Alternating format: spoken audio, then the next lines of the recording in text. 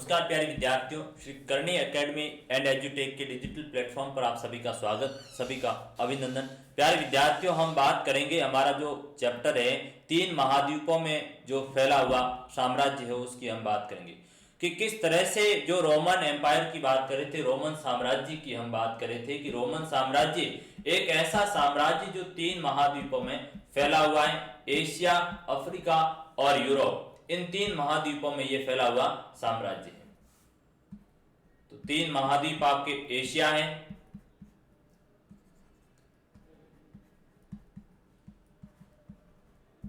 तीन महाद्वीप Asia, Africa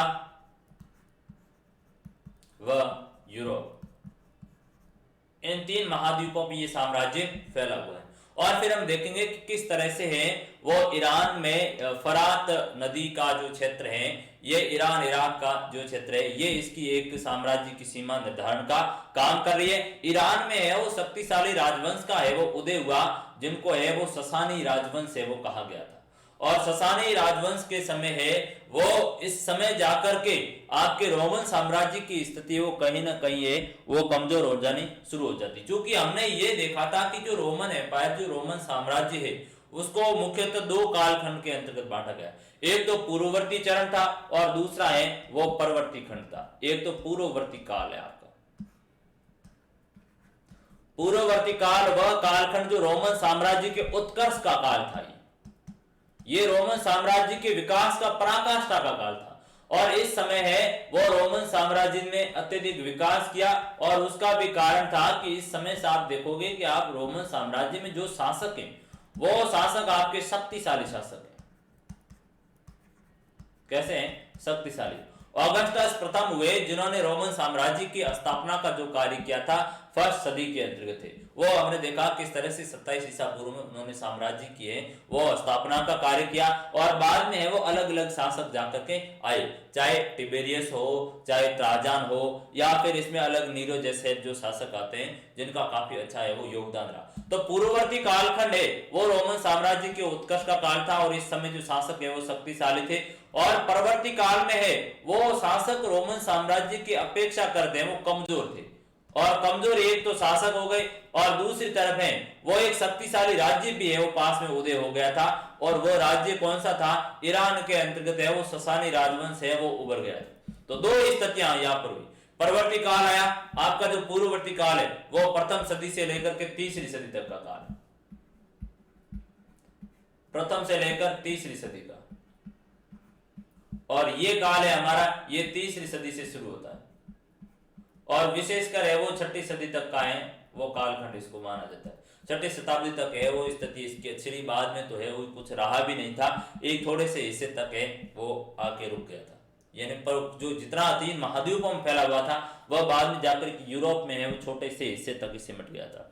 तो ये जो पीरियड है वो बहुत ही महत्वपूर्ण था इस रोमन एम्पायर के लिए। फिर हमने देखा कि किस तरह से इसकी व्यवस्था थी, आप समाज में हमने देखा स्थिति है वो किस तरह से महिलाओं की स्थिति है वो संपत्ति के अंतर्गत है वो अपने पिता की उत्तराधिकारी होती थी।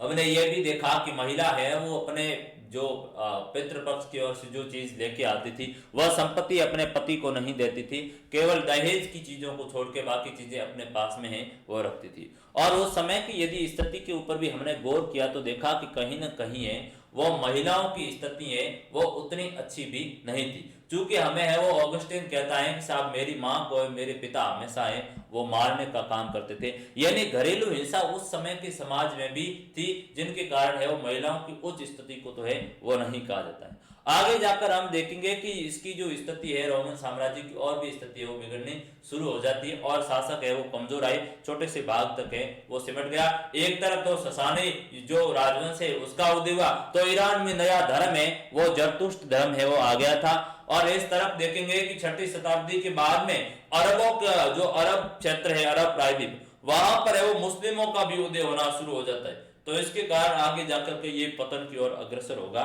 और एक नए साम्राज्य का भी हम उदय करवाएंगे।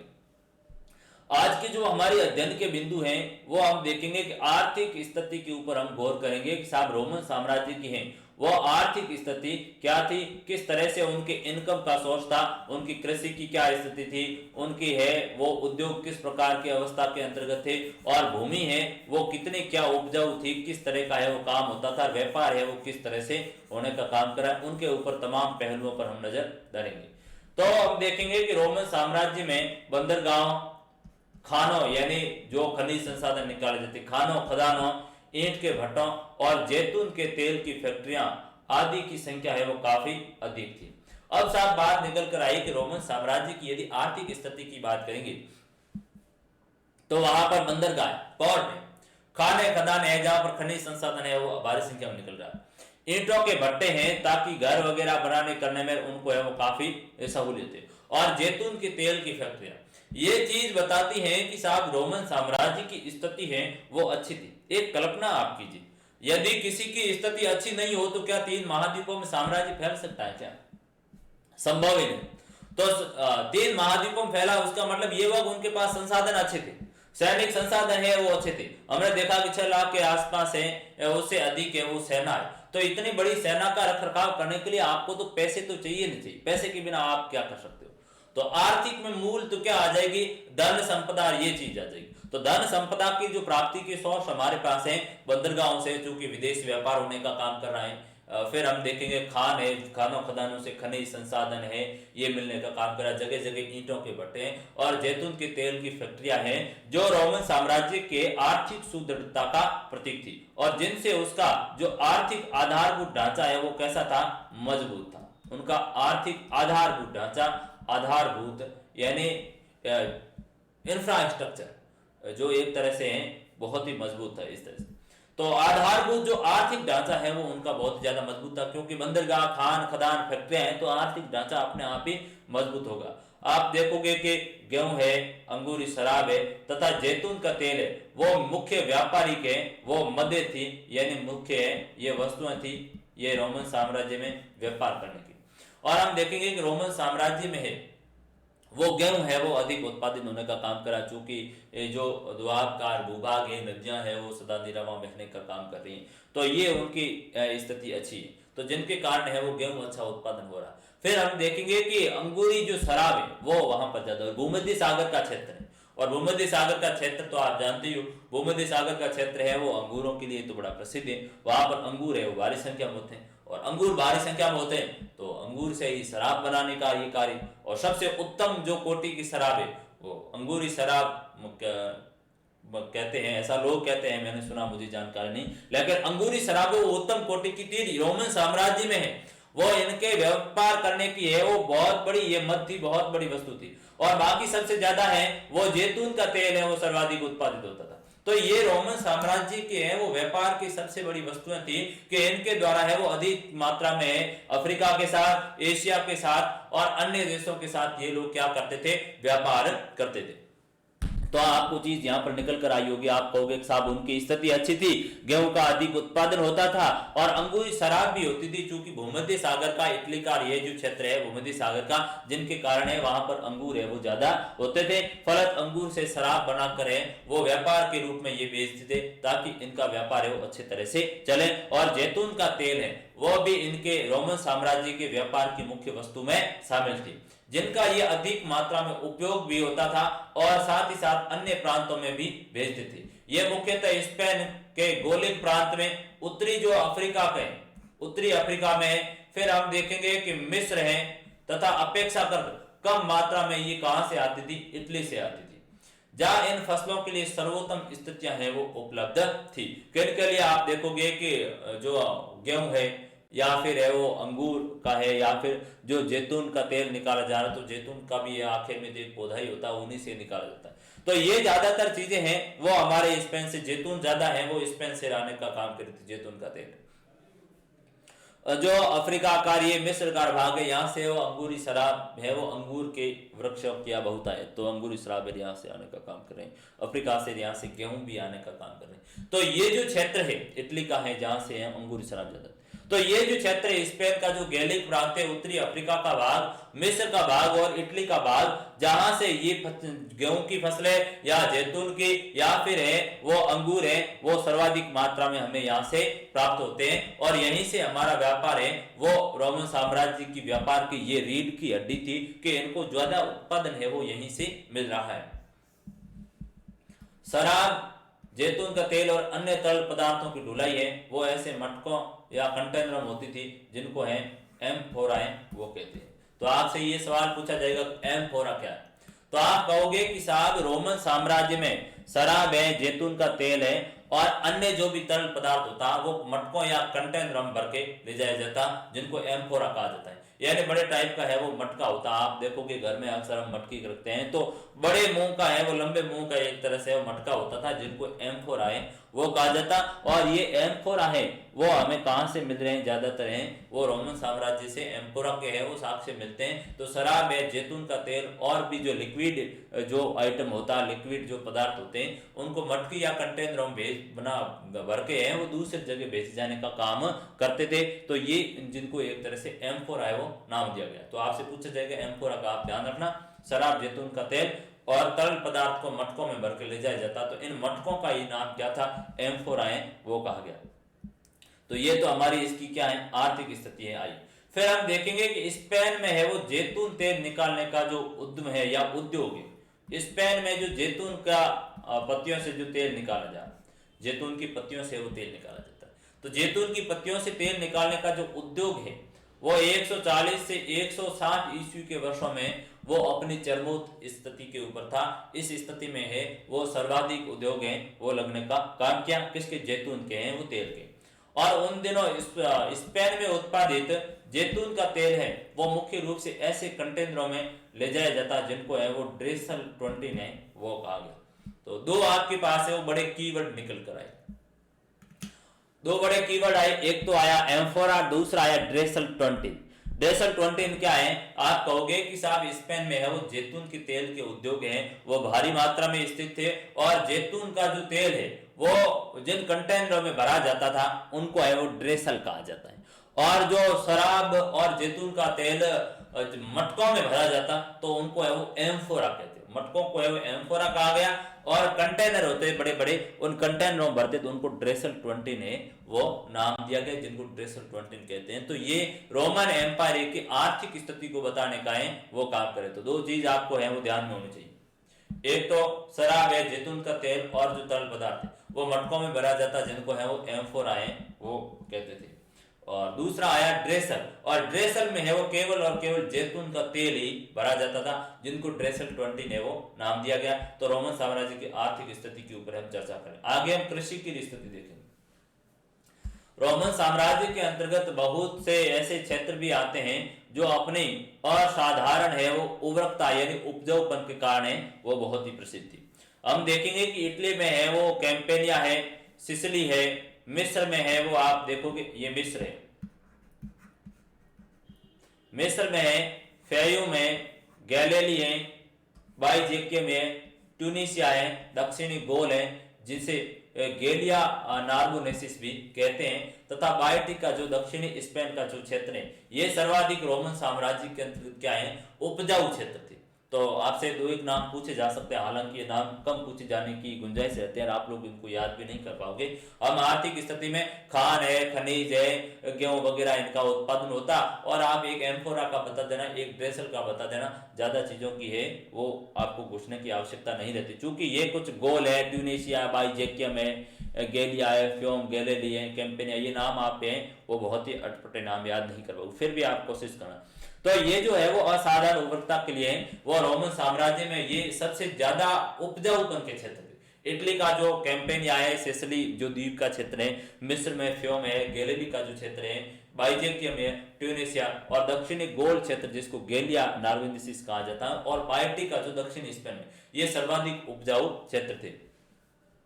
स्ट्रिबो और पिलनी जैसे जो लेखकों के अनुसार ये सभी प्रदेश हैं वो साम्राज्य की घनी आबादी और धनी भागों में से एक थे। ऐसा है हिस्ट्री और पिलनी का, क्योंकि आप स्वाभाविक सी बात, जो क्षेत्र ज्यादा उत्पादन देंगे, आर्थिक स्थिति से अच्छे होंगे, तो वहां पर तो लोग ज्यादा ही रहेंगे, इसमें कोई दो राय नहीं है। और सबसे जो बढ़िया किस्म की अंगूरी शराब है वो कैंपेनिया से आती थी। सिसिली और बाइजेकियम रोम को है वो भारी मात्रा में गेहूं का निर्यात करती थी। और इन्होंने कहा कि जो सबसे अच्छी जो अंगूरी शराब थी वो कहां से है, कैंपेनिया से आती थी, यानी सबसे अच्छी जो शराब है वो कैंपेनिया बन रही थी। तो सबसे ज्यादा ये जो राज्य थे हमारे गोल का है, कैंपेनिया, सिसिली का, ये जो क्षेत्र थे वे कैसे सर्वाधिक धनी लोगों के रहने के क्षेत्र है, ज्यादा जनसंख्या है वहां पर रह रही, ज्यादा अमीर भी रह रहे और ज्यादा आबादी भी रह रहे हैं। स्वाभाविक सी बात है ज्यादा उत्पादन होगा तो वहां आबादी रहेगी। और हमारे लिए जो शराब आती थी, अंगूरी शराब है, वो कैंपेनिया से आती, अच्छी है वो शराब, अच्छी किस्म की आती थी कैंपेनिया से।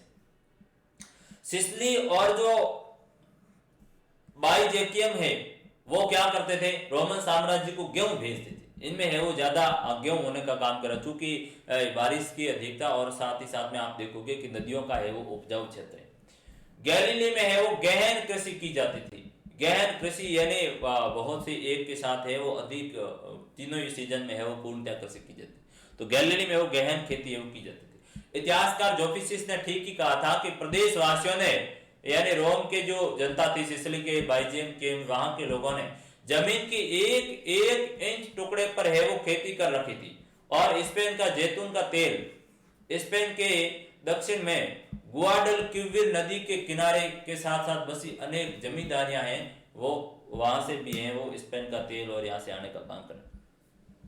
तो ये चीज जाहिर कर रही है कि जो जोफिसिस कहता है, इतिहासकार है वहां का, उन्होंने कहा था कि साहब रोम वासियों ने एक एक इंच जो जमीन का टुकड़ा उसके ऊपर है वो कृषि कर दी थी, यानी इतनी सघन है वो उन लोगों ने कृषि की। ये चीज बताती है कि उनकी आर्थिक स्थिति अच्छी थी।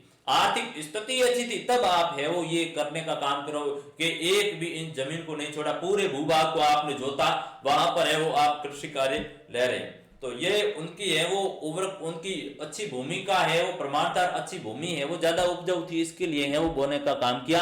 और ये उनकी आर्थिक संपन्नता का हमें प्रतीक है कि साहब एक एक जमीन, इन जमीन को नहीं छोड़ा, इसका मतलब ये कि वे लोग हैं वो शक्ति संपन्न थे, उनके पास संसाधन थे, उनके पास पैसे थे, तब खाद बीज सिंचाई कृषि की जो उपकरणों की व्यवस्था करके कृषि कार्य करें, अन्यथा है वो कृषि कार्य इतना संभव नहीं। और ये हमने देखा कि जो जैतून का जो तेल आता वो स्पेन के दक्षिण के अंतर्गत गुआडलक्विविर नदी का जो क्षेत्र है वहां अनेक जमींदारियां हैं, जमींदार जो लोग वहां पर रहते थे, तो वहां उस भूभाग से वो जैतून का तेल है वो ज्यादातर रोमन साम्राज्य को मिलता है।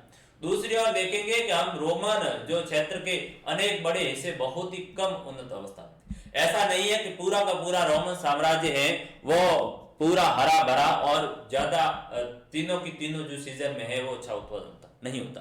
कुछ ऐसे भाग भी थे रोमन साम्राज्य के अंतर्गत कि जहां पर है वो कृषि की स्थिति है वो खराब थी, अच्छा उत्पादन नहीं हो रहा था और ज्यादातर लोग है वो चरावाहे लोग रहे थे। चरावाहे अपने पशुओं को चारने का है वो काम कर रहे थे और वह ऋतु प्रवास करते थे मौसम के आधार पर। जब बारिश नहीं हुई या फिर है वो न बारिश नहीं होगी तो नदियां भी है वो सूखी, जब नदियां भी सूखी तो उनके पशुओं को चराने की जगह नहीं रही। जो कि व्यक्ति है वो खुद तो भूखा रह सकता है, उनके लिए कैसे भी अपने भोजन की व्यवस्था कर सकता है व्यक्ति तो, लेकिन पशुओं को है वो भूखा नहीं रख सकता। यदि पशुओं को है वो भूखे रहे तो उनकी सारी आजीविका है वो खतरे में पड़ जाएगी। ऐसी स्थिति में वहां हम देखेंगे कुछ ऐसे जो चरावाई अल्जीरिया के क्षेत्र में वे ऋतु के अनुसार मौसमी परिवर्तन करते हैं, यानी विशेषकर बारिश के समय और इस मौसम में उनके वहां बारिश नहीं हुई, जैसे जोधपुर में बारिश नहीं हुई और आप देखोगे कि मेवाड़ क्षेत्र में बारिश हुई, तो आपने वर्षा के मौसम में क्या किया, ऋतु के मुताबिक प्रवास कर लिया। यहां से आप है वो मेवाड़ प्रांत चले गए, वहां अपने पशुओं को चराने का काम करो। जो ही आपके इस क्षेत्र में है वो वापस सीजन अच्छी हुई, नहरी क्षेत्र का पानी वगैरह या सिंचाई की अन्य व्यवस्था हुई, उत्पादन हुआ, तो आप वापस है दूसरे मौसम में यहाँ आ जाओ। तो वो ऋतु के अनुसार मौसम के अनुसार परिवर्तन है। और दूसरी ओर रोम क्षेत्र के अनेक बड़े हिस्से हैं वो बहुत कम उन्नत अवस्था में थे और जिसका एक उदाहरण है नुमिडिया का, जो आधुनिक अल्जीरिया का देहाती क्षेत्र है। देहाती का मतलब है वो ग्रामीण क्षेत्र है।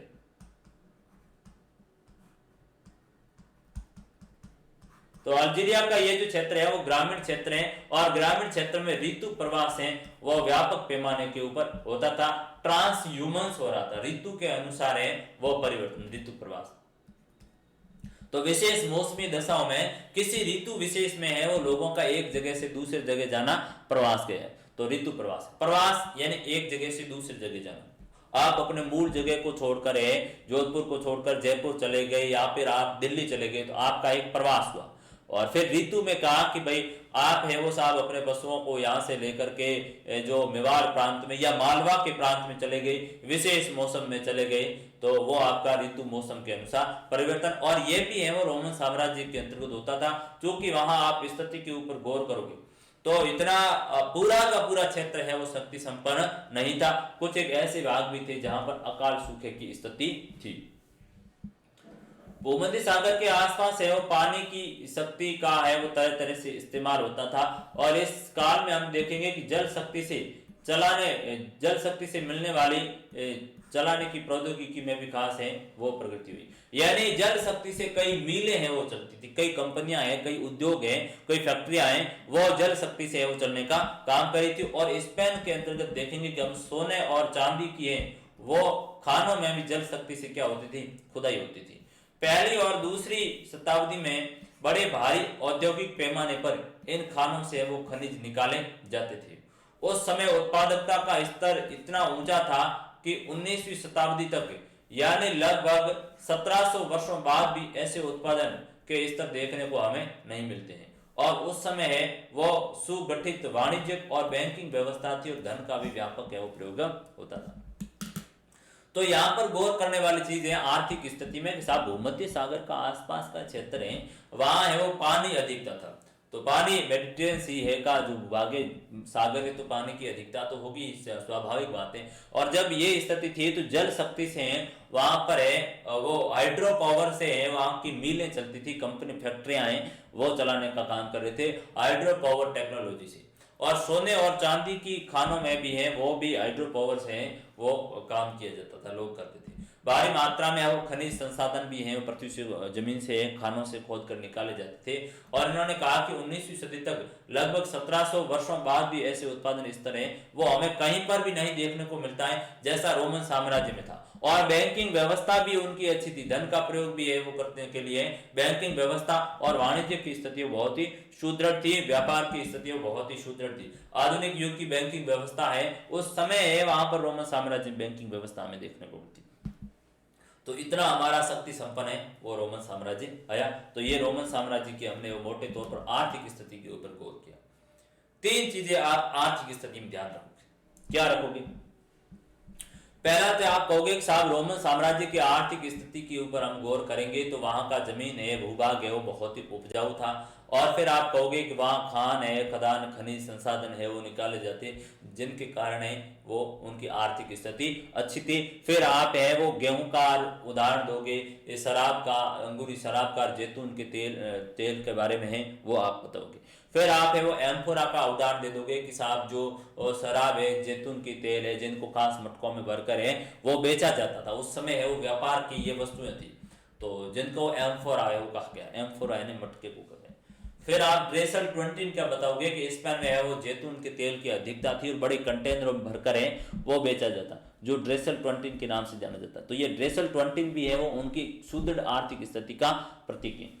फिर हमने बताया कि साहब सारी स्थिति अच्छी नहीं थी, ऋतु के अनुसार और मौसम के अनुसार परिवर्तन भी होते थे। और ये अल्जीरिया क्या ग्रामीण क्षेत्र में हमने देखा कि वहां के लोग हैं वो अपने पशुओं के लिए हैं वो विशेष चरागाहों में जाने हेतु क्या कर रहे हैं, यहाँ से प्रवास है वो कर रहे हैं। फिर हम भूमध्य सागर वाले क्षेत्र में बात करेंगे, वहां पानी की अधिकता थी इसलिए वो हाइड्रो पावर टेक्नोलॉजी अच्छी थी और उससे मिलें चलाने का काम करते। और रोमन साम्राज्य में बैंकिंग व्यवस्था है वो सुदृढ़ स्थिति में थी जो उनकी आर्थिक संपन्नता का प्रतीक थी। इस तरह से ये रोमन साम्राज्य की आर्थिक स्थिति तो है वो हमने देखी। अब आगे है वो श्रमिकों की बात करेंगे, यानी मजदूरों की क्या स्थिति थी उनके ऊपर है वो हम गौर करेंगे। किस तरह से मजदूरों के ऊपर है वो नियंत्रण है वो किया जाता था, मजदूरों के ऊपर क्या है वो नियंत्रण रखा जाता था, उस नियंत्रण को हम देखेंगे। भूमध्य सागर और उसके निकटवर्ती यानी आसपास का जो क्षेत्र है, भूमध्य सागर और उसके निकटवर्ती पूर्व पश्चिमी एशिया दोनों ही क्षेत्रों में है वो दासता की जड़ें बहुत ही गहरी थी। और 4वीं शताब्दी में ईसाई धर्म ने राज्य धर्म बनने के बाद में भी इस गुलामी की प्रथा की कोई गंभीर है वो चुनौती नहीं दी। इसका अर्थ यह नहीं हुआ कि रोम की अर्थव्यवस्था में अधिकांश जो श्रम है यानी अधिकांश जो काम है या मजदूरी है वो दासों के द्वारा की जाती थी। तथापि ये बात भी गणतंत्र काल में इटली के मामले में सही साबित होती है कि जहां ऑगस्टस के शासन काल में इटली की 75 लाख आबादी थी और उसमें आप देखोगे 30 लाख तो आपके दासों की संख्या। ये स्थिति हमें बताने का काम कर रहा है कि वहां पर दास प्रथा है वो हावी थी और दासों के ऊपर पूर्णतः है वो नियंत्रण रखा जाता था ताकि उनको है वो घरेलू कार्यों के साथ साथ कृषि कार्यों में भी है वो लगाए जाए। तो हम देख रहे हैं कि साहब रोमन साम्राज्य में है वो श्रमिकों के मजदूरों के ऊपर है वो नियंत्रण रखा जाता है और भूमध्य सागर का पश्चिम एशिया के क्षेत्रों में है वो दासता बहुत ही ज्यादा थी। और जब रोमन साम्राज्य में है वो ईसाई धर्म को है वो राज धर्म बनाएगा, ये आगे आप जब जो देखोगे कि किस तरह से है वो कॉन्स्टेंटाइन के समय है इनको राजधर्म है वो बनाया गया था, ईसाई धर्म को राजधर्म है वो घोषित किया था कॉन्स्टेंटाइन। और गुलामी प्रथा है वो इस समय बहुत ही ज्यादा थी, इनके लिए है वो कोई विशेष गुलामों के लिए इन लोगों ने किया नहीं और गुलामों को है वो ज्यादातर कृषि कार्य और घरेलू कार्यों में लगाया जाता। इनका उदाहरण हमने देखा कि साहब गुलामों की संख्या रोमन साम्राज्य में अधिक थी। इटली में है ऑगस्टस के शासनकाल में 75 लाख है पूरी जनसंख्या थी, उसमें 30 लाख तो सारी 30 लाख के आसपास आबादी किसकी है, दासों की है, यानी बहुत ही गंभीर स्थिति थी वो दासों की थी। जब पहली शताब्दी में शांति स्थापित होने के साथ है लड़ाई झगड़े कम हो गई तो दासों की आपूर्ति में है वो कमी आने लगी और दास श्रम, दास जो काम है या श्रमिक है या मजदूर है, दास श्रम है का प्रयोग करने वालों को है वो दास प्रजनन अथवा वेतन भोगी मजदूर जैसे विकल्पों का भी है वो सहारा लेना पड़ा। अब एक पहली सदी में तो साहब लड़ाई झगड़े कम होते थे, दासों की है वो संख्या कम थी क्योंकि शांति व्यवस्था है, शांति काल में आपको ज्यादा लोगों की है वो सेना की उनकी आवश्यकता नहीं रहती थी। अब आगे जाकर स्थितियां परिवर्तन हुई, तीसरी चौथी शताब्दी का दौर आया तो जगह जगह है ससानी राजवंशों के साथ उलझना पड़ रहा है। मैंने बताया कि किस तरह से वो डैन्यूब और राइन के आसपास की जनजातियों ने है वो सिर खड़ा कर लिया और उन्होंने है वो रोमन साम्राज्य की सत्ता को मानने से इनकार कर दिया। तो ये जो घटनाक्रम हो रहा है जगह लगे हैं वो लड़ाई की स्थिति हो गई। तो ऐसी स्थिति में वो दासों की संख्या पहली सदी में कम थी, प्रारंभ में कम थी, अब इन्होंने वो दासों की संख्या को बढ़ाने का वो काम किया और दासों की संख्या को बढ़ाने का काम है वो दास प्रजनन का कॉन्सेप्ट लाया गया। दास है वो प्रजनन का, यानी ज्यादा से ज्यादा दासों को उत्पन्न करना। महिला और पुरुष यानी जो दासी महिलाएं होती उनको साथ में पुरुषों को है वो दास प्रजनन हेतु कहा जाता कि आप ज्यादा से ज्यादा दासों की संख्या बढ़ाओ। तो ये एक तरह से इन्होंने है वो काम शुरू कर दिया था। या फिर है वो वेतन भोगी मजदूर जैसे विकल्प का सहारा है वो लिया गया ताकि क्या है कि जो श्रम है वो काम करवाया जाए, मजदूरी का काम है वो करवाया जाए। तो ये एक बड़ी गंभीर स्थिति वहां पर हमें देखने को मिली कि साहब आप हैं वो दास प्रजनन का सहारा ले लो, यानी एक तरह से पाश्विक प्रवृत्ति की तरह आप है वो काम ले लो कि ज्यादा से ज्यादा दासों को है वो उत्पादन किया जाए, दासों को है वो पैदा करने का काम किया जाए। तो ये एक रोमन साम्राज्य में गंभीर पाश्विक प्रवृत्ति, पशु प्रवृत्ति देखने को मिली कि आप ज्यादा से ज्यादा लोगों को इस तरह से है वो क्यों कह रहे हो।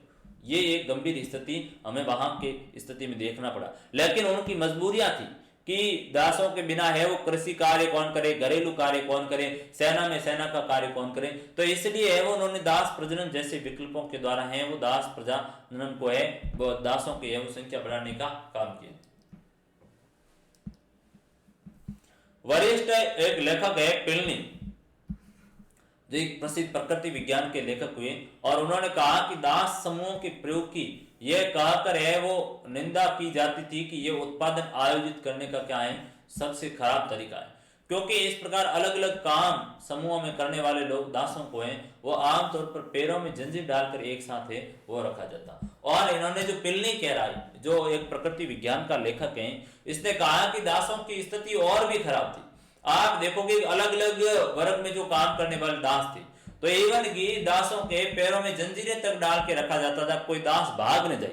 यानी इस तरह की रोमन साम्राज्य में है वो दासों के साथ एक तरह से क्रूरता का है वो व्यवहार किया जाता था। दासों की स्थिति बहुत ही गंभीर थी और इतनी क्रूर थी कि उनके पैरों में जंजीर डाल के है वो रखा जाता और उनको है वो पूरे समय में है वो काम दिया जाता था। तो ये जो दासों की स्थिति है वो उनकी गंभीर थी और ज्यादातर इनका जो काम है दासों का वो श्रम है के रूप में लिया जाता था, मजदूर के रूप में है वो इनको काम में लिया जाता। तो दासों की स्थिति है वो गंभीर थी। 398 ईस्वी का एक कानून था उसमें कहा गया कि कामगारों को है वो दागा जाता था। कामगारों को यानी इन मजदूरों को जो मजदूरी का काम कर रहे थे उनको क्या किया जाता था, दागने की है वो प्रथा थी। दागने की है वो प्रथा थी। दागने की प्रथा क्या है, आज के समय में तो आपने है वो आइडेंटिटी कार्ड लगवा लिया कि साहब मैं वो काम कर रहा हूँ, ठीक है, डिजिटल कार्ड आपने बना के है वो जेब के ऊपर लटका लिया। उस समय है वो लोगों को पहचानने का तरीका एक ही था कि दाग प्रथा थी, उनको है वो दागा जाता था। कोई लोहे की जो सलाखा होती या उससे सरिये को गर्म करके है वो व्यक्ति के ऊपर है वो लगा लिया जाता था, उसे दागा जाता था, उनके ऊपर वो निशान लगवाए जाते थे। तो ये उस समय की बड़ी गंभीर स्थिति थी। एक तरह से पशुओं को दागने का काम हमारे यहाँ पर तो होता था। आज भी आप लोग है वो घर में अपने बड़े बुजुर्गों को कहोगे तो वह कहेंगे एक साथ ऊंट है वो दागता, या फिर गायों भैंसों को है वो दागने का काम है वो किया करते थे। तो उस समय है वो 398 का एक कानून लाया गया था और उसमें कहा गया कि जो कामगार जो मजदूर जो काम कर रहे हैं मजदूरी का, और मजदूरों को क्या किया जाए, दागा जाए, उन मजदूरों को है वो दागा जाए ताकि पहचानने में आसानी हो। तो कामगारों को या मजदूरों को दागा जाता था ताकि यदि वे भागने और छिपने का प्रयत्न करें तो उन्हें है वो पहचाना जा सके। कई निजी मालिक कामगारों के साथ साथ ऋण संविदा के रूप में है वो करार कर लेते थे ताकि यह दावा कर सके कि उनके कर्मचारी उनके क्या है, कर्जदार है, और इस प्रकार वे अपने कामगारों के ऊपर एक तरह से कड़ा नियंत्रण रखने का काम करते। और उन्होंने कहा कि कुछ मालिक तो ऐसे होते थे जो इन मजदूरों के साथ, इन दासों के साथ हैं वो एक तरह से है वो लोन एग्रीमेंट तक कर लेते थे। एक पेज के ऊपर लिखवा लिया जाता था ऋण संविदा के रूप में है वो आप काम करोगे और आप मेरे कर्मचारी कर्जदार हैं और मेरे आगे है आपको काम करना पड़ेगा, इतने समय तक मेरा आपके ऊपर है वो नियंत्रण रहेगा, 5 साल या 10 साल, और जब तक आप मेरे कर्ज को है वो नहीं चुकाओगे तब तक आप यहां से नहीं जा सकते।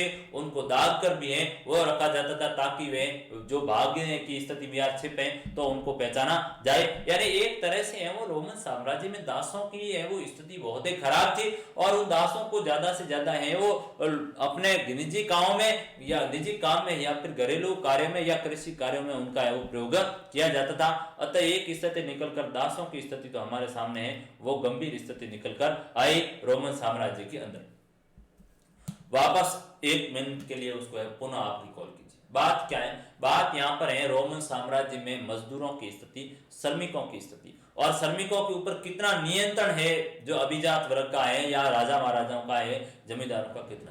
तो उसमें कहा कि भाई रोमन साम्राज्य में दासों की स्थिति है वो गंभीर थी और दास प्रजनन जैसी है वो व्यवस्था थी। प्रथम काल जो शांति काल था कि दासों की संख्या कम थी, लेकिन 4वीं सदी के बाद जब स्थितियां परिवर्तन हुई, निरंतर युद्ध के अंतर्गत है वो सेना की आवश्यकता हुई, खेतों में काम करने हेतु किसानों की आवश्यकता हुई, मजदूरों खदानों में है काम करने हेतु श्रमिकों की मजदूरों की आवश्यकता हुई, खेतों में किसानों की हुई, और घर में काम करने हेतु नौकर की आवश्यकता हुई। तो ये जो 4 चीजें उनके लिए वो दास प्रजनन अपनाया गया, ज्यादा से ज्यादा है वो दासों को है वो उत्पन्न किया जाए यानी पैदा किया जाए।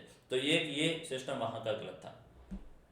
फिर वो पिलनी ने हमें बताया कि साहब दासों को तो है मजदूरों से जब काम करवाया जाता था तो उनके पैरों में जंजीरें डालकर है वो उनको अलग अलग काम में लगवाए गए थे, कोई भाग नहीं सके। और फिर हमें एक चीज यह भी आई 398 ईस्वी के कानून में बताया गया कि कामगार जो मजदूर लोग काम कर रहे हैं उनको दागा जाता था ताकि है वो छिप नहीं सके, वो भाग नहीं सके और उनके पहचानने में सहूलियत रही। और फिर आगे चीज और भी आई कि कई जो निजी मालिक थे उन्होंने है वो दासों के साथ और भी गंभीर व्यवहार करना शुरू कर दिया और उनसे है वो ऋण संविदा के रूप में एक तरह से कॉन्ट्रैक्ट फॉर्म तक है उनको पूर्णतः एग्रीमेंट करके रखा था कि कोई भी है वो यहाँ से हमें निकल नहीं जाएगा जब तक आप हमारा ऋण न चुका दो। और कहीं कहीं पर तो दासों की स्थिति भयंकर थी। एक उदाहरण दिया हुआ है कि इतिहासकार टेसिसियस ने है वो बताया था हमें कि साहब एक बार क्या हुआ कि एक दास ने है वो अपने मालिक की हत्या कर दी और एक दास ने अपने मालिक की हत्या कर दी। तो रोमन साम्राज्य के कानून के मुताबिक दास की जो हत्या, एक मालिक की हत्या जिस दास ने की थी, एक छत के नीचे जितने भी दास रहते उन सभी की सभी को फांसी दो। तो इतना है वो क्रूर कानून था। यानी गलती एक ने की लेकिन जितने लोग हैं साथ में आसपास रहे उन सभी को पकड़ के फांसी दो। इतनी है वो दासों के साथ एक क्रूर बर्ताव होने का काम करा, एक गलत बर्ताव है उनके साथ हुआ।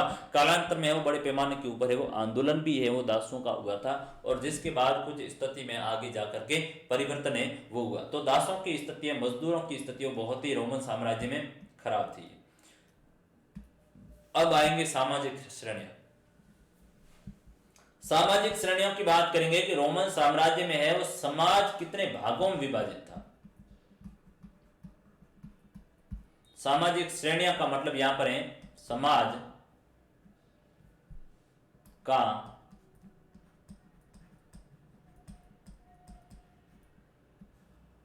विभाजन, यानी समाज है वो कितने भागों में विभाजित है वो था। उनको देखेंगे समाज का विभाजन है वो किस तरह से था। समाज की विभाजन की यदि बात करोगे तो पहले आपका है वो राजा था, दूसरे कौन थे, सेनेटर थे, ठीक है। तीसरी आपकी है वो सेना के लोग थे। चौथे हम देखेंगे कि निम्न वर्ग के हैं वो लोग थे। निम्न वर्ग के लोगों में ये किसान है, मजदूर है, ये लोग शामिल थे। और जो वहां पर पांचवा जो वर्ग था वो था दास वर्ग। तो दास की तो आपने कहानी है वो सुन ली, दासों की स्थिति है वो क्या थी। तो ये एक समाज का वहां पर है वो विभाजन किया था, मोटे तौर पर यही समाज का विभाजन था। फिर है इसमें जो चार चीजें हैं वो बताई कि उनके ऊपर भी हम गौर कर लेते हैं, लेकिन मूर्त चीजें हैं वो यही थी स्थिति। किताब की लैंग्वेज में हो या नहीं हो, मूल स्थिति ये थी। आप इस बात का ध्यान रखना, राजा है, सेनेटर और सेना, निम्न वर्ग मजदूर और किसान और दास वर्ग। आज भी समाज में यही स्थिति आप देख लो, सेम एजेड स्थिति है या नहीं। आज भी जहां पर राजतंत्र, राजा का शासन, वहां देखोगे कि राजा है, फिर राजा के हैं आप देखोगे कि जो मंत्री वगैरह हैं अभिजात कुलीन वर्ग के, अमीर वर्ग के, सेनेटर है, तीसरी सेना होगी, चौथा वर्ग कौन होगा किस देश में, किसान मजदूर होगा, और पांचवें है वो दास थे। तो ये स्थिति थी रोमन साम्राज्य के परवर्ती काल में चौथी शताब्दी के प्रारंभिक काल में है वो कॉन्स्टेंटाइन प्रथम के शासन काल में से है वो आरंभ माना जाता है। किसको, आपके है परवर्ती काल को। परवर्ती काल वही आप देखोगे कि एक तरह से तीसरी सदी के बाद का समय, ठीक है। तो चौथी सदी के प्रारंभ में है वो कॉन्स्टेंटाइन का साम्राज्य था। और टेसिटस करके इतिहासकार हुए, उनके द्वारा उल्लेखित दो समूह, एक तो आपका सेनेटर और दूसरा है नाइट या अश्वारोही। मैंने एक तो आपको सेनेटर बताया था, सेनेटर या सेनेटर एक है, वो सेनेटाइजर नहीं। तो दूसरा है वो अश्वारोही लोग, ये भी कुलीन लोग है, अमीर लोग है। अश्वारोही लोग ये कौन है, अमीर लोग है। और इनको है वो जन्म से ये अश्वारोहण की है वो शिक्षा दी जाती थी। इनको है वो नाइट कहा जाता है। इनको क्या कहा जाता है, नाइट कहा जाता है। और ये जो सेनेटर और दूसरा जो आपके नाइट या फिर अश्वारोही लोग हैं, ये भी अमीर वर्ग के लोग हैं। ये एक होकर के आगे जाकर एक वर्ग बन जाता, अभिजात वर्ग। कौन सा बन गया आपके, अभिजात वर्ग, या इसको कुलीन वर्ग कहा जाता है, या क्या है ये कुलीन वर्ग है वो बन चुकी थी। और इनके कुल परिवार में कम से कम आधे परिवार है वो अफ्रीकी या पूर्वी मूल के थे। यहां पर एक चीज आपको मैं समझा रहा हूं, जो कि विश्व इतिहास का टॉपिक थोड़ा सा है वो क्लिष्ट रहता है, थोड़ा सा है वो डिफिकल्ट रहता है, लेकिन आसान भाषा में आप समझिए। आसान भाषा में ये कह रहा है, मैंने बताया कि समाज में है वो राजा के बाद सेनेटर थे। तो इन्होंने कहा कि समाज में विभाजन है वो देखते हैं कि एक तो सेनेटर था और दूसरा है जो आपके अश्वारोही लोग थे। ये भी कौन है, ये भी अमीर घरों के लोग हैं, जो अश्वारोहण का, घुड़सवारी का, उनमें है वो इनको जन्म जाती ये शिक्षा दी जाती थी। ये एक तरह से कुलीन परिवार के लोग, इनको नाइट भी कहा जाता है, बड़े जमींदार वर्ग के लोग थे। तो आगे जाकर ये सेनेटर और अश्वारोही दोनों ही लोग मिलकर के एक वर्ग बन गया, जिनको है वो कुलीन वर्ग कहा गया, जो रोमन साम्राज्य में है वो इनकी बड़ी भूमिका थी। ये ज्यादातर आप देखोगे कि अफ्रीकी मूल के या पूर्वी मूल के हैं वो लोग थे। परवर्ती रोमन अभिजात वर्ग है वो अत्यधिक धनवान था। परवर्ती काल, परवर्ती रोमन का क्या हुआ, एक तो पूर्ववर्ती काल था और दूसरा हमारा कौन सा, परवर्ती है वो काल था। ये जो हमारा था वो पहली से लेकर तीसरी सदी, और ये है वो आपके तीसरी के बाद से लेकर के छठी तक का। तो इस काल में है वो इस अभिजात वर्ग की भूमिका है वो बड़ी आ गई। यहां तक तो है केवल सेनेटर था, लेकिन अब इनके साथ अश्वारोही आते अभिजात वर्ग बन गया, और ये है वो अधिक धन संपन्न था, समाज में इनकी स्थिति है वो पैसों के बल पर है वो अच्छी थी। बाकी ये लोग हैं वो ज्यादा शक्तिशाली नहीं थी, सैनिक दृष्टि से ये लोग हैं वो कमजोर थे, किंतु कई तरीकों से ये विशुद्ध सैनिक संभ्रांत वर्ग से कम शक्तिशाली था, और जिनकी पृष्ठभूमि वो अधिकतर अभिजात वर्गीय भी नहीं थी। मध्यम वर्ग में अब नौकरशाही और सेना की सेवा से जुड़े हुए आम लोग हैं वो शामिल थे। मध्यम वर्ग वही किसान है, मजदूर वर्ग है, या पढ़ा लिखा वर्ग है, नौकरशाही है, तो वो मध्यम वर्ग के अंदर था। तो हमारा एक तो राजा आ गया, दूसरा अभिजात वर्ग आया, तीसरा हमारा आ गया मध्यम वर्ग है, मजदूर किसान है, पढ़े लिखे वर्ग है, नौकर है, सेना है, वो इसमें आगे मिडिल वर्ग के अंदर, मिडिल क्लास में ये चीज है। किंतु इससे अपेक्षाकृत अधिक है वो हम देखेंगे कि सौदागर और किसान भी हैं वो शामिल थे, जिनमें बहुत से लोग पूर्वी प्रांतों के निवासी थे।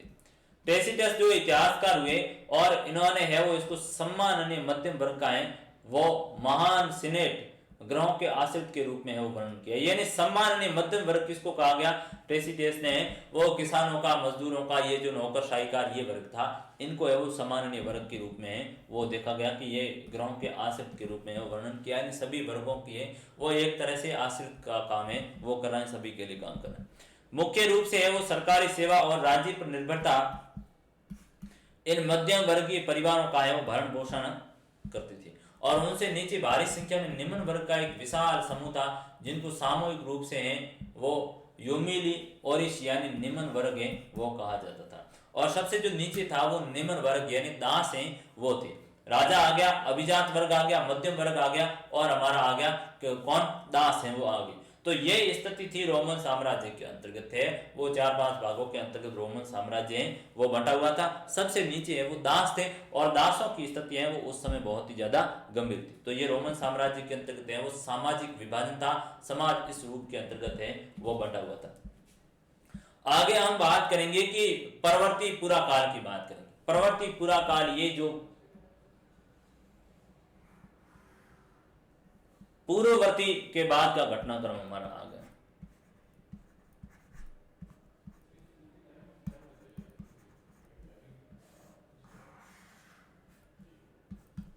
अब देखेंगे परवर्ती पुरा काल यानी चौथी सदी के बाद का जो समय है वह किस तरह का। चौथी सदी के जो बाद का घटनाक्रम एक तरह से आप देखोगे रोमन साम्राज्य, तो यह समय रोमन साम्राज्य के पतन की ओर का अग्रसर का दौर है। रोमन साम्राज्य में पुरावर्ती पुरा काल जो शब्द है वो उद्भव, विकास और पतन की है वो पूरी कहानी इसमें देखने को मिलती है। किस तरह से वो रोमन साम्राज्य का उदय हुआ, विकास को हासिल किया, और पतन की ओर है वो चल रहा है। आगे जाके देखोगे कुछ ऐसे शासक आए जिन्होंने देखा कि इतना बड़ा साम्राज्य है वो हमें रखने की कोई आवश्यकता नहीं है। आप देखोगे डायक्लोसियन जैसे लोग थे, इन्होंने कहा कि इतना बड़ा साम्राज्य रखने की हमें आवश्यकता नहीं है, तो क्या करो कि साम्राज्य को छोटा करो। बड़े साम्राज्य पर नियंत्रण रखना मुश्किल हो रहा, बड़े साम्राज्य पर सेना की व्यवस्था करना मुश्किल हो गया, बड़े साम्राज्य के ऊपर है वो आर्थिक संसाधन है वो आप लागत है उनकी बहुत ही ज्यादा, उतने खर्च आप नहीं कर सकते, और जगह जगह पर है वो जनता लोग विद्रोह कर रहे हैं, जगह जगह पर है वो रोमोत्तर राज्य उदय होंगे, बाद में अलग अलग राज्यों का उदय होगा, इसलिए है वो ज्यादा साम्राज्य को रखना है वो संभव नहीं। इसके लिए इन्होंने कहा कि साम्राज्य को छोटा रखो। तो इस परवर्ती पुरा काल में आगे जाके घटनाक्रम हुआ कि रोमन साम्राज्य है अब एक तरह से छोटा होना शुरू हो गया, और रोमन साम्राज्य बाकायदा धर्म को है वो राज धर्म है वो बनाने का काम हुआ। आगे जाकर के रोमन साम्राज्य के सामने दो चुनौतियां आएगी। एक चुनौती है ईरान का ससानी राजवंश है वो दे रहा है, और वह उभर गया, ईरान में है वो नए धर्म का उदय हो जाता है, जरथुष्ट धर्म हो जाता है, तो एक नए धर्म का उदय हुआ। दूसरी तरफ है वो परवर्ती रोमन साम्राज्य के लिए बड़ी चुनौती है वो अरबों ने खड़ी कर दी थी। अरबों में है वो अरब आप प्रायद्वीप में देखोगे मुस्लिम धर्म का है वो उदय हो जाता है। आप तकरीबन देखोगे 612 के आसपास है वो मोहम्मद साहब जैसे लोग यहाँ पर है वो आ गए थे, बड़े पैमाने के ऊपर अरब में एक तरह से परिवर्तन का दौर चल रहा है। यह जो परिवर्तन का दौर था वो रोमन साम्राज्य की नाक में दम करके रखते हैं, आखिर में जाकर के इसके पतन का है वो दो कारण निकल कर आए, ससानी राजवंश का उत्कर्ष और अरबों का है वो उदय, मुस्लिम का उदय, जो जाकर रोमन साम्राज्य के पतन का है वो काल रहा था। तो परवर्ती पुरा काल शब्द का प्रयोग रोमन साम्राज्य के उद्भव, रोमन साम्राज्य के विकास और पतन के इतिहास की अंतिम और दिलचस्प है वो कहानी का और समय का है वो वर्णन करने के लिए किया जाता है। और परवर्ती जो पूरा काल है वो मोटे तौर पर 4वीं सदी से लेकर के 7वीं शताब्दी तक का है वो समय था। यहाँ तक कि हम देखेंगे कि 4वीं शताब्दी स्वयं भी अनेक सांस्कृतिक और आर्थिक हलचलों से वो परिपूर्ण थी, हलचलों से है वो भर सकती है। इस समय बड़ी पैमाने के ऊपर रोम में आप देखोगे कि कल्चरल और इकोनॉमिक है वो एक तरह से परिवर्तन का दौर आया है। किसमें? परवर्ती काल में। तो परवर्ती काल में रोमन साम्राज्य में है आर्थिक और सांस्कृतिक बदलाव है वो आने शुरू हो गए। सांस्कृतिक रूप से भी है और आर्थिक रूप से धन संपन्नता, इन्होंने बड़े पैमाने के ऊपर सुधार किए थे। आर्थिक रूप में आप आगे जाके देखोगे सॉलिडस है वो सोने का सिक्का आना शुरू हो गया था। चूंकि चांदी की है वो चांदी की खान में है वो चांदी कम उत्पादन हो रही, फल सोने के वो सिक्के कॉन्स्टेंटाइन जैसे लोग हैं वो चलाने का काम कर रहे हैं। कल्चर में भारी मात्रा में बदलाव आता है। तो ये जो प्रवृत्ति काल है उसको हम देखेंगे। कल्चरल स्तर पर, सांस्कृतिक स्तर पर इस अवधि में लोगों के धार्मिक जीवन में है वो अनेक परिवर्तन हुए और जिनमें से एक था कि इस सम्राट कॉन्स्टेंटाइन के द्वारा ईसाई धर्म को राज धर्म है वो बना लेने का निर्णय। यानी हम जो यहाँ पर बात करेंगे प्रवृत्ति काल में दो मुख्य मुद्दे हमारे, एक तो सांस्कृतिक और दूसरा है हमारा आर्थिक। सांस्कृतिक बदलाव क्या है? सांस्कृतिक बदलाव को यदि कहोगे कि आप कहोगे कि साहब धर्म का है वो यहाँ पर राज धर्म है वो बनाया, और जो सम्राट कॉन्स्टेंटाइन थे उन्होंने बाकायदा ईसाई धर्म को है वो राज धर्म बनाया। और दूसरा है वो 7वीं सदी में आप आगे जाके देखोगे कि इस्लाम धर्म का है वो उदय हो जाता है। दूसरा था 7वीं शताब्दी में इस्लाम का उदय। ये दो बड़े चीजें हैं, बड़े जो धर्म में परिवर्तन है वो एक बहुत ही बड़े बदलाव को है वो लाने का काम कर रहा है। लेकिन राज्य के ढांचे में भी उतने परिवर्तन हुए और ये परिवर्तन है वो सम्राट डायक्लोसियन 284 से 305 ईस्वी तक हुए, उनके समय वो प्रारंभ हुए। परवर्ती पूरा काल यानी रोमन साम्राज्य का 4वीं से लेकर 7वीं शताब्दी का समय है वो परवर्ती पूरा काल। इसमें क्या है? इसमें रोमन साम्राज्य के उद्भव, विकास और पतन के घटनाक्रम है वो दिया हुआ। दो बात। तीसरी बात आप बताओगे कि परवर्ती पूरा काल में रोमन साम्राज्य में सांस्कृतिक और आर्थिक परिवर्तन हुए। कौन से परिवर्तन हुए? कल्चरल और इकोनॉमिक, वो इस समय है वो परिवर्तन। सांस्कृतिक में क्या हुआ? दो धर्मों का है वो इस समय बड़ी बात आई। एक तो ईसाई धर्म को राजधर्म बना दिया गया, किसने? रोमन साम्राज्य। आज तक है वो रोमन साम्राज्य ने किसी भी धर्म को राजधर्म नहीं बनाया था, लेकिन कॉन्स्टेंटाइन ने है वो राजधर्म है वो बना दिया। और दूसरा है वो मुस्लिम इस्लाम धर्म का उदय है जो आगे जाकर रोमन साम्राज्य के पतन का है वो कारण बनता है। सम्राट कॉन्स्टेंटाइन ने इनमें से कुछ परिवर्तनों को क्या किया? पुख्ता यानी मजबूत बनाया, और अपनी ओर से भी हैं वो कुछ क्या किए इन्होंने? परिवर्तन है वो किए। यानी जो सम्राट कॉन्स्टेंटाइन की बात की जाए तो उन्होंने है वो इस स्थिति में कुछ है वो परिवर्तन है वो किए, और अपनी ओर से भी कुछ चीजों को है वो बड़े पैमाने के ऊपर बदलाव करने का काम किया। उनके द्वारा मुख्य रूप से है वो मौद्रिक क्षेत्र में है वो कुछ परिवर्तन किए। मौद्रिक क्षेत्र में कहो तो यानी मुद्रा के क्षेत्र में, मुद्रा के क्षेत्र में, और मुद्रा के क्षेत्र में इन्होंने आगे जाकर के है वो सोलिडस सिक्का चलाया। मुद्रा में है वो परिवर्तन किया और उसने सोलिडस नाम का एक सिक्का है चलाया जो 4.5 ग्राम शुद्ध सोने का है वो बना हुआ था। और ये सिक्का रोमन साम्राज्य के समाप्त होने के बाद भी चलता रहा। ये सोलिडस सिक्के बहुत बड़े पैमाने पर वो डाले जाते थे और लाखों करोड़ों की संख्या में वो चलन में थे।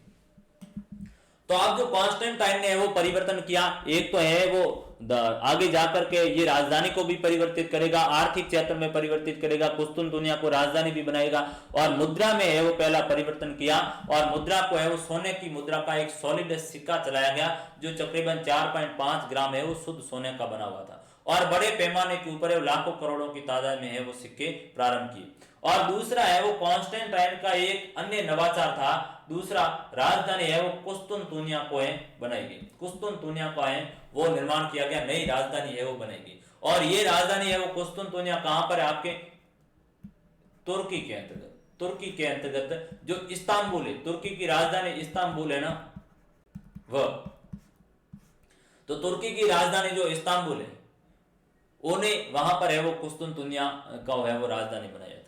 तो कॉन्स्टेंटाइन का एक नवाचार था कि उसने राजधानी कुस्तुनतुनिया का निर्माण करवाया, जहां तुर्की में आजकल इस्तांबुल नगर बसा हुआ है। पहले इसे बाजेंटाइन साम्राज्य है वो कहा जाता था। जो इस्तांबुल नगर है इसको बाजेंटाइन साम्राज्य है वो कहा गया। किसको? रोमन साम्राज्य। कब? कॉन्स्टेंटाइन के समय राजधानी कुस्तुनतुनिया बनी और उसकी कुस्तुनतुनिया राजधानी बनने के बाद रोमन साम्राज्य को वो बाइजेंटाइन राज्य कहा जाता। क्या कहा जाता? बाइजेंटाइन है वो राज्य कहा गया। और ये जो नई राजधानी कुस्तुनतुनिया थी वो 3 और समुद्र से घिरी हुई थी। चूंकि नई राजधानी के लिए नई सीनेट की भी जरूरत थी, इसलिए 4वीं शताब्दी में शासक वर्गों का बड़ी तेजी से विस्तार हुआ और मौद्रिक स्थायित्व और बढ़ती हुई जनसंख्या के कारण आर्थिक विकास में भी है वो तेजी आई। तो अब हम देखेंगे कि ये जो पूरा काल है रोमन साम्राज्य में है वो बड़े बदलाव हो रहे हैं। 4वीं से लेकर 7वीं शताब्दी का दौर है। और हम देखेंगे कॉन्स्टेंटाइन करके है वो शासक आए, आते ही काम किया है ईसाई धर्म को राजधर्म घोषित करो और राजधानी बदली। अब राजधानी को आप चेंज कीजिए और कुस्तुनतुनिया को है वो राजधानी बनाएगी। और कुस्तुनतुनिया को राजधानी की बनाने के बाद में इस कुस्तुनतुनिया के जो भूभाग का था, तुर्की का जो भूभाग है, इसको है वो बाजेंटाइन साम्राज्य है वो नाम दिया गया। रोमन साम्राज्य का ये एक तरह से है वो दूसरा आगे जाके नाम रखा गया था, बाजेंटाइन है वो साम्राज्य। और बाजेंटाइन साम्राज्य है वो 3 और समुद्र से घिरा हुआ था और इसका है वो ज्यादा विकास हुआ क्योंकि मुद्रा में स्थायित्व आ गया था। आप देखोगे लाखों करोड़ों में सोने के सॉलिड सिक्के हैं वो चल रहे थे और जनसंख्या भी बढ़ी। जनसंख्या बढ़ेगी तो क्या हुआ? आर्थिक विकास में भी तेजी आई। चूंकि नई जनसंख्या है वो कामगार जनसंख्या आने का काम हुआ, जिससे है वो भारी मात्रा में इनका है वो विकास हुआ। और भारी मात्रा में विकास होने के साथ साथ है वो अन्य रोमन साम्राज्य है वहां पर नए राज्यों का उदय होगा। रोमोत्तर राज्य उदय होते उन्होंने है वो सिर खड़े कर लिए, विद्रोह खड़ा कर दिया और है वो रोमन साम्राज्य अलग होने का दौर है वो शुरू होता है। तो रोमन साम्राज्य के उत्थान, विकास और पतन का घटनाक्रम है वो हमारे परवर्ती पूरा काल में चल रहा है। बात करेंगे हम रोमोत्तर राज्यों के ऊपर। पोस्ट रोमन है वो स्टेट कौन से, उनके ऊपर बात करेंगे। यानी रोमन साम्राज्य का जो 5वीं सदी का समय, 6ठी सदी का जो समय, 5वीं सदी और 6ठी सदी का समय, इस समय रोमन साम्राज्य से के जो भाग थे राज्य वे अलग होकर के अलग स्वतंत्र राज्य बन रहे, जिनको है वो रोमोत्तर कहा गया। यानी रोम के उत्तरी भाग में, रोम के उत्तर यानी बाद में, उत्तर का मतलब यहाँ पर है वो बाद, तो रोम के बाद में है वो नए राज्यों का उदय होता है। और उसमें हम देखेंगे कि स्पेन में आपका है वो वीसी गोथों का राज्य है। स्पेन में कौन सा है? वीसी गोथों का है वो राज्य प्रारंभ हुआ। जैसे अरबों ने 711 से 720 के बीच में है वो नष्ट किया। और आप देखोगे 712 में है तो अरबों का भारत के ऊपर भी आक्रमण है वो हो जाता, क्योंकि अरब है वो शक्तिशाली हो गए और अरब कबीले हैं वो एक से एक हो गए, आगे से आगे है अपने साम्राज्य विस्तार के ऊपर चलेंगे। और अरबों ने 711 से 720 के बीच में स्पेन में जो वीसी गोथो राज्य स्थापित हुआ था, रोमोत्तर राज्य, रोम के बाद में, उसको है वो समाप्त किया। और भारत में है वो 712 में मोहम्मद कासिम का है वो भारत के ऊपर अरब आक्रमण होता है। 712 में पहला सफल आक्रमण ये सिंध के अंतर्गत देवल बंदरगाह के ऊपर है वो आक्रमण हुआ था। वहां का शासक है वो जयसिंह था। तो दाहिर सेन और उसका पुत्र जयसिंह, शासक है वो दाहिर था और उसका पुत्र है वो जयसिंह था। तो दोनों ही मारे गए थे, बाप बेटा। फिर हम देखा कि गोल में है वो फ्रैंको राज्य का उदय हुआ। गोल में फ्रैंको राज्य का उदय 511 से 687 के मध्य हुआ। इटली में है वो नया राज्य बना लोम्बार्डो का राज्य बना। आज भी इटली का शहर है लोम्बार्डो, जहां पर है वो लोहे का उत्पादन। तो ये 567 से 787 ये राज्य भिन्न किस्म की दुनिया की शुरुआत के पूर्व संकेत थे, जिस दुनिया को आमतौर पर है वो मध्यकालीन है वो कहा गया, मिडाइवल है वो वर्ड कहा गया। यानी बड़ी घटना है वो आई।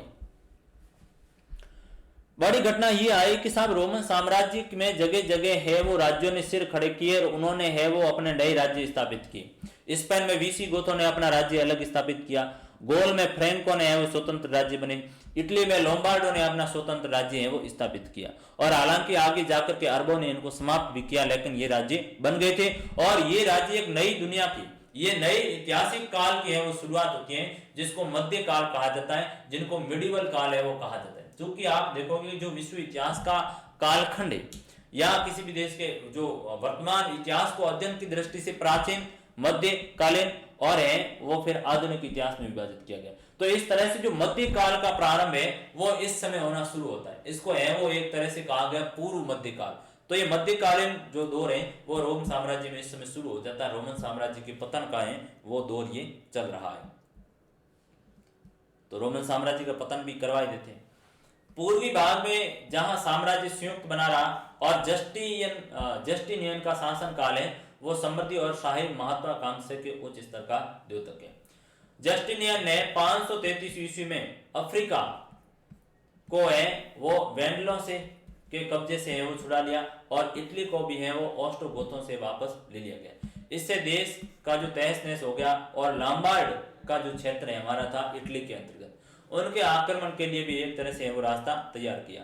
7वीं सदी के प्रारंभिक दशकों तक आते आते रोम और ईरान के बीच लड़ाइयां फिर से क्या हो गई थी, शुरू है वो हो गई थी।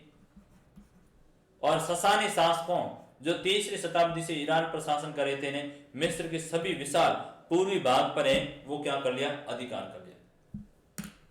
तो हम देखेंगे पूर्वी भाग में जो रोमन साम्राज्य था वो काफी ठीक स्थिति में था और इस समय जो शासक था वो जस्टिनियन का शासन काल था और ये जस्टिनियन का शासन काल है वो इस समय थोड़ा सा है वो रोम की स्थिति ठीक बनी हुई थी और इसने काफी भूभागों को वापस अफ्रीका से वेंडलों को भी लिया गया और आप इटली के जो ऑस्ट्रोगोथों का क्षेत्र था उनको भी लिया गया। लोम्बार्ड का है वो आक्रमण कर उसको वापस लिया, यानी थोड़ी स्थिति है वो ठीक हुई। लेकिन रोम और ईरान के बीच है वो लड़ाई वापस शुरू हो रही थी क्योंकि ससानी राजवंश ने मिस्र तक है वो आक्रमण करके मिस्र के भागों के ऊपर है वो अधिकार कर लिया था। किसने? ईरान के है वो शासकों ने। फलत इसकी स्थिति है वो अब डगमगानी शुरू हो गई थी और बड़े प्रांतों में बड़े पैमाने के ऊपर है वो आक्रमण किया। कहां पर है? मिस्र में। किसने? ईरान में। बाइजेंटियम अब रोम साम्राज्य को है वो ज्यादातर इसी नाम से जाना गया, यानी बाइजेंटियम साम्राज्य, मैंने कहा कि कॉन्स्टेंटाइन ने है वो कुस्तुनतुनिया को नई राजधानी बनाई तुर्की में, तो बाइजेंटियम अब रोम साम्राज्य को ज्यादातर है वो बाइजेंटियम नाम से जाना गया। और 620 ईस्वी के दशक में इन प्रांतों पर है वो फिर से कब्जा कर लिया गया, लेकिन उसके कुछ ही वर्ष बाद उसने दक्षिण पूर्व की ओर उसे एक बहुत ही जोरदार और अंतिम धक्का लगा जिससे वो रोमन साम्राज्य उसको कभी भी है वो सहज नहीं कर सका और रोमन साम्राज्य आखिर में जाकर के क्या होता है, पतन होता है। और पतन के लिए वो एक नया दौर भी शुरू हो जाता है इस्लाम का। अरब प्रदेश से शुरू होने वाले इस्लाम के विस्तार को प्राचीन विश्व इतिहास की है वो सबसे बड़ी राजनीतिक क्रांति है वो कहा जाता है। और 612 में तक जब पैगंबर मोहम्मद की मृत्यु को 642 ईस्वी की स्थिति की यदि गौर की जाए तो पैगंबर मोहम्मद की मृत्यु को है मुश्किल से है वो 10 वर्ष भी नहीं हुए थे कि पूर्वी रोमन साम्राज्य और ससानी दोनों राज्यों के बड़े भूभाग के ऊपर है वो भीषण युद्ध के बाद अरबों ने उसके ऊपर क्या किया, कब्जा किया। किंतु हमें ये बात ध्यान में रखनी चाहिए कि उभरते हुए इस्लामी राज्यों की जीतें जो एक शताब्दी बाद अंततः स्पेन, सिंध और मध्य एशिया तक है वो फैल गई और अरब जनजातियों को पराजित है वो करने से शुरू। अरब है शुरू से होकर ये जीते सीरियाई, रेगिस्तानी और इराक की सरहदों तक पहुंचे जिनके पश्चात मुस्लिम सेना दूर दूर तक है वो चली गई। तो इस तरह से हम देखेंगे कि किस तरह से मुस्लिम राज्य का है वो उदय होता है। एक तरह से है वो रोमन साम्राज्य के पतन और नए मुस्लिम साम्राज्य के उदय का है वो दौर शुरू होता है। तो प्यारे विद्यार्थियों, हमारा जो ये चैप्टर रोमन साम्राज्य की कहानी था, किस तरह से उसका प्रथम सदी में उदय हुआ और किस तरह से वो 7वीं सदी के आसपास आते आते इसका है वह पतन हो गया रोमन साम्राज्य। बाद में इसको बाइजेंटियन साम्राज्य के नाम से भी जाना गया और फिर है वो देखेंगे किस तरह से इस्लाम का उदय है वो अरबों में, अरब क्षेत्र में, अरब प्रायद्वीप में इस्लाम का उदय हुआ और रोमन साम्राज्य की सीमाओं को इसने समाप्त करने का काम है वो अरबों ने किया। तो दूसरी ओर ईरान में जो ससानी राजवंश थी उन्होंने है भी किया। तो जो अरबों के अंतर्गत बहुत बड़े मुस्लिम जो राजनीतिक क्रांति होती है जिसने एक तरह से रोमन साम्राज्य के पतन का है वो काम किया, आगे आखिर में जाकर के हैं वो रोमन साम्राज्य पतन हो जाता है। तो इस तरह मुझे उम्मीद अपेक्षा है कि रोमन साम्राज्य का जो आपको ये चैप्टर है वो अच्छी तरह से समझ में आ गया होगा और उसमें अब किसी भी तरह की कोई दो राय नहीं रहनी होगी। इसी के साथ आप सभी का बहुत बहुत धन्यवाद।